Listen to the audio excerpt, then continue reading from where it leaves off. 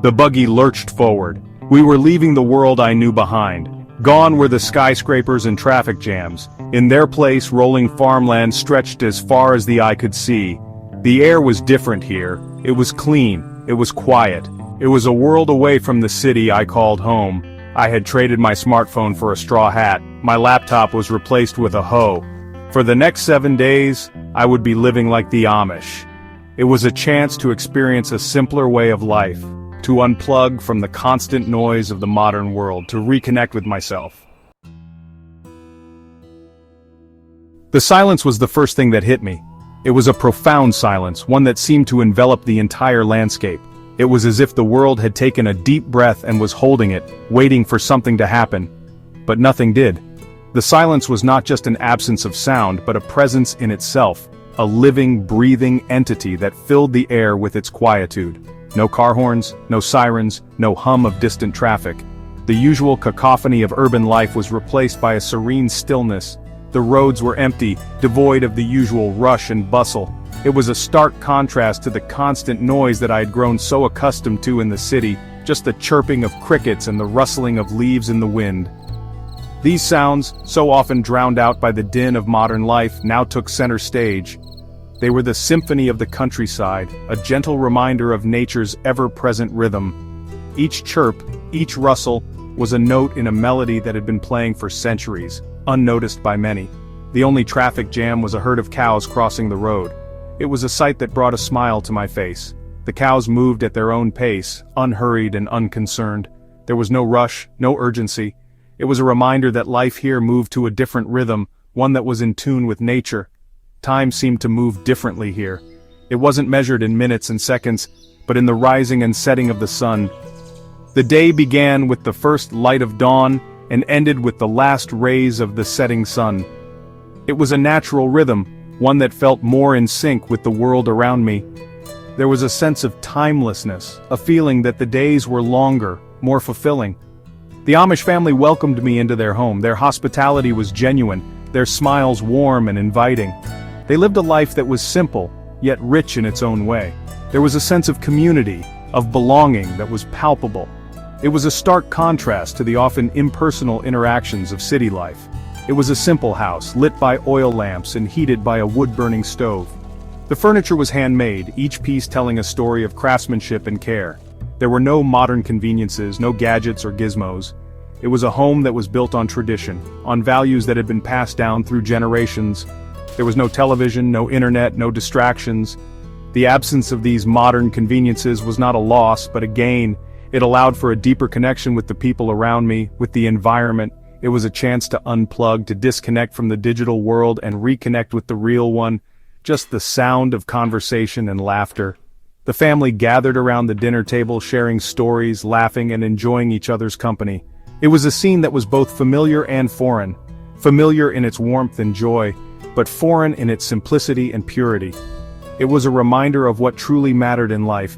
It was a far cry from the constant stimulation of my city life. The endless notifications, the blaring advertisements, the ceaseless noise. Here there was a calm, a peace that was almost surreal. It was a stark contrast, a reminder of the different ways of living that existed in the world. But there was a strange peace to it, a peace that came from living in harmony with nature, from valuing simplicity over complexity. It was a peace that I had not known in a long time, a peace that I found myself longing for. In this world without noise, I found a quiet that spoke volumes. Giving up my phone was the hardest part. It felt like I was severing a lifeline, a connection to the world that I had grown so accustomed to. The constant notifications, the endless stream of information, and the instant access to anyone and everyone were suddenly gone. I felt naked without it, like I was missing a limb. The first few days were the toughest. I kept reaching for my pocket, expecting the familiar buzz, only to be met with silence. No more checking emails every 5 minutes. No more refreshing my social media feeds to see the latest updates. It was as if a part of my daily routine had been ripped away. No more scrolling through social media, no more mindless consumption of information that, in hindsight, added little value to my life. I was forced to confront the emptiness that these activities had been masking. No more mindless consumption of information. Instead, I found myself engaging in more meaningful activities. I started reading books that had been gathering dust on my shelf, and I spent more time with my family. At first it was agonizing. I felt anxious, restless, and disconnected. The silence was deafening, and the absence of constant stimulation left me feeling lost. But slowly something started to change. The initial discomfort began to fade, and I started to notice things I had overlooked before. As the days passed, the mental fog began to clear.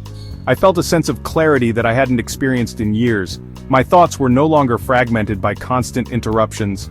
I found myself more present in the moment. I was able to focus on tasks without the urge to check my phone every few minutes. I paid attention to the world around me. The rustling of leaves, the chirping of birds, and the gentle breeze became more pronounced and soothing. I listened to the conversations I was having. I was no longer distracted, and I could fully engage with the people around me. I started to appreciate the simple things again. The joy of completing a task with my hands, the satisfaction of a job well done, the warmth of the sun on my skin. It was a reminder of the beauty of the natural world, something I had taken for granted. The taste of fresh-baked bread. It was a sensory experience that I savored, free from the distractions of digital life. The sound of laughter around the dinner table. It was genuine, heartfelt, and unfiltered by the lens of a screen. Disconnecting from technology allowed me to reconnect with what truly mattered. Life on the farm was hard work. We woke up before dawn and worked until sunset. We milked cows, collected eggs, and tended to the fields. My hands were blistered, my back ached, and my muscles screamed in protest. But there was a strange satisfaction to it. Every day, I saw the tangible results of my labor. The food we ate, the clothes we wore, the roof over our heads. It all came from our own two hands. There was a sense of pride and accomplishment that I had never felt before. It made me realize how disconnected I'd become from the things that truly matter. Section 5. The Ties That Bind. The Amish community was like a tightly woven tapestry. Everyone knew their place and their role. Neighbors helped neighbors, families supported each other. There was a strong sense of belonging and purpose. It was a stark contrast to the individualism and isolation of modern life. Meals were a communal affair. We gathered around a long table, sharing stories and laughter. Children played on the floor while adults talked and caught up on each other's lives. There was a warmth and genuineness to their interactions. It made me realize how much we have lost in our pursuit of progress. Section 6. A simpler rhythm of life. Life in the Amish community followed a different rhythm. It was a rhythm dictated by the seasons, by the cycles of nature. There was a time to plant and a time to harvest, a time for work and a time for rest. This connection to the natural world was grounding. It reminded me that we are not separate from nature, but a part of it. Our lives are intertwined with the rhythms of the earth, and when we lose sight of that, we lose something essential to our humanity. Section 7. The Price of Progress. As my week with the Amish drew to a close, I couldn't help but reflect on the lessons I had learned. Living among them, I experienced a lifestyle that was vastly different from my own. Their days began with the first light of dawn, filled with hard work and a deep sense of purpose. The simplicity of their routines was both humbling and enlightening. I had come to appreciate the simplicity of their way of life, the quiet, the connection to nature, the strength of community. Each meal was a communal event, each task a shared responsibility. The children played without the distraction of screens, their laughter echoing through the fields. The farmers worked the land with a dedication that seemed almost sacred. But I also saw the challenges they faced in a world that was rapidly changing around them. The encroachment of modernity was evident. Traditional crafts were being overshadowed by mass production. Community gatherings were tinged with a sense of uncertainty about the future. The elders looked concerned, aware of the pressures their younger generations faced. The modern world was encroaching on their way of life. The sight of modern vehicles passing by their horse-drawn buggies was a stark reminder of the two worlds colliding. Power lines crisscrossed the once pristine landscapes, a symbol of the relentless march of progress. The lure of technology was strong, even for the younger generation. I saw young Amish boys and girls casting curious glances at smartphones and other gadgets. At the market, Amish teenagers mingled with modern people, their eyes filled with a mix of curiosity and longing. The pull of the outside world was undeniable. It made me wonder about the price of progress. What do we sacrifice in our relentless pursuit of advancement? The Amish, with their thoughtful gazes and deliberate pace, seemed to be asking the same question.